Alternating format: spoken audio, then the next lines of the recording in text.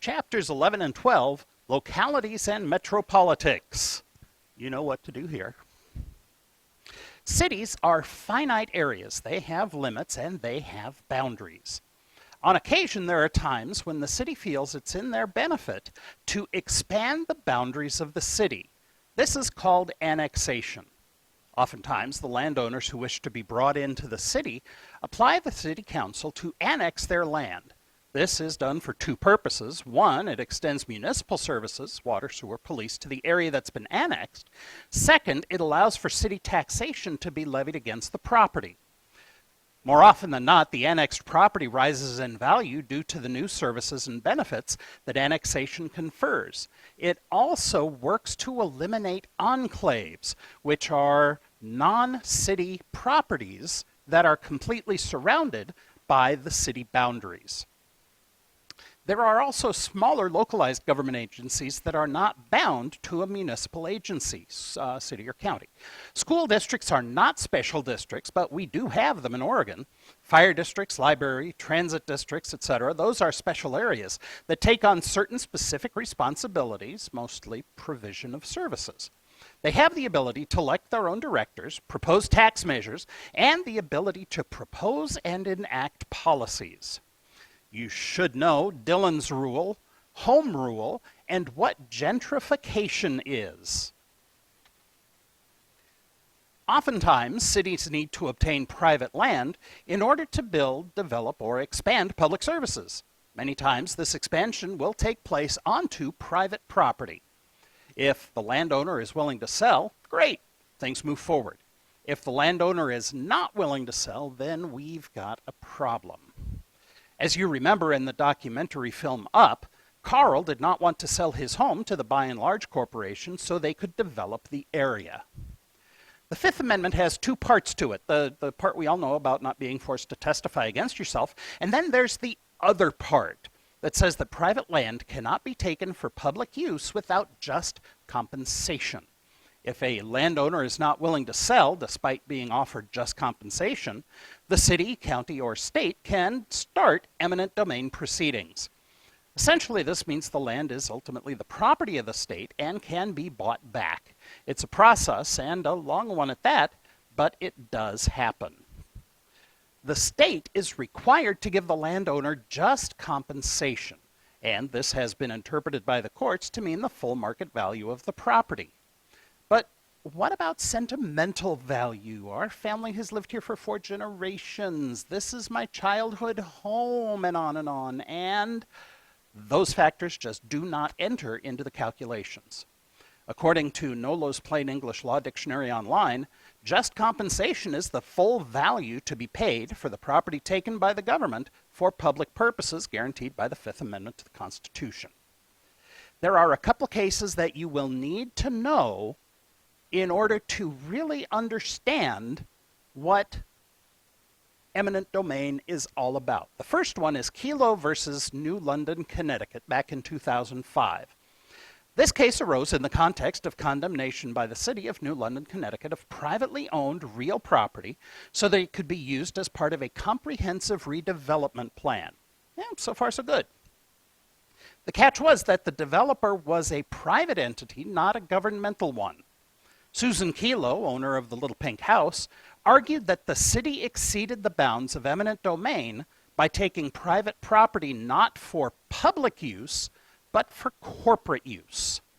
The Connecticut Supreme Court decided in the city's favor, saying the development, while not completely public, as it were, would result in economic development, new jobs, more taxes, and revitalization of the neighborhood.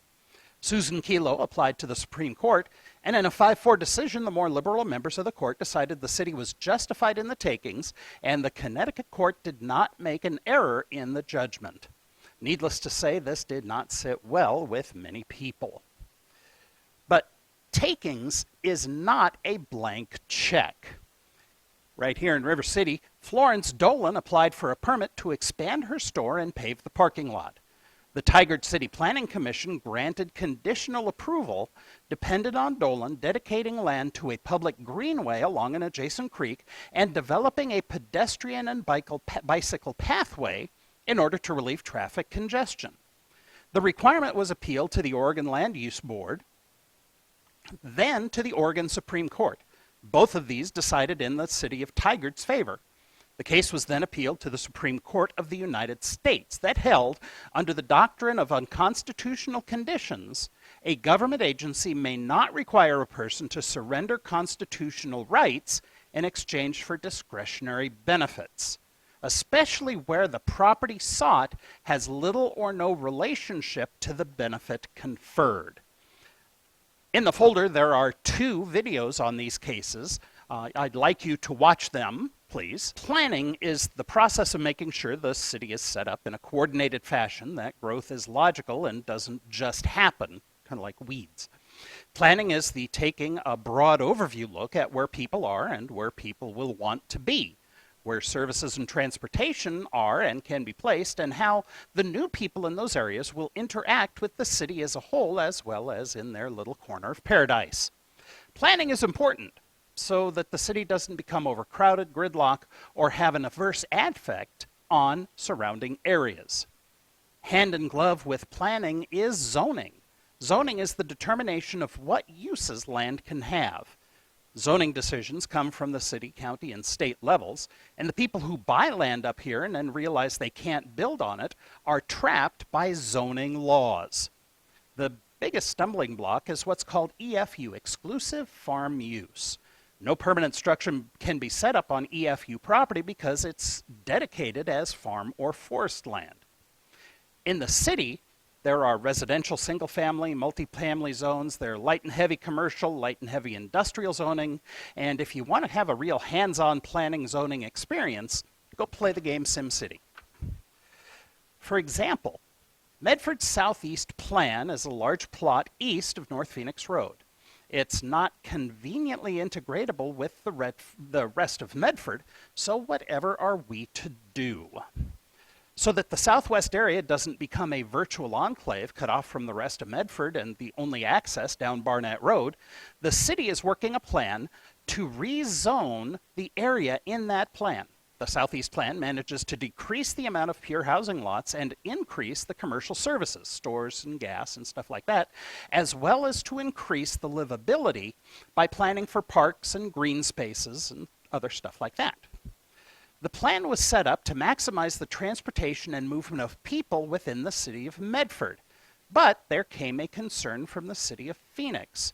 At the city council meeting, the mayor of Phoenix voiced his concerns about the increase in traffic near the Pear Tree Exchange at exit 24. The people would not want to go through town to get to the Barnett Street Freeway interchange, but prefer to go down to the south. And the mayor of Phoenix said he was planning on expanding a manufactured home park in the same place, as well as refurbishing the interchange. Both of those have already happened. The challenge for planners from both cities is how to make sure that traffic from people in the Southeast Plan does not impact the Fern Valley interchange. I am not going to test you on the Southeast Plan. I just want you to know what it is.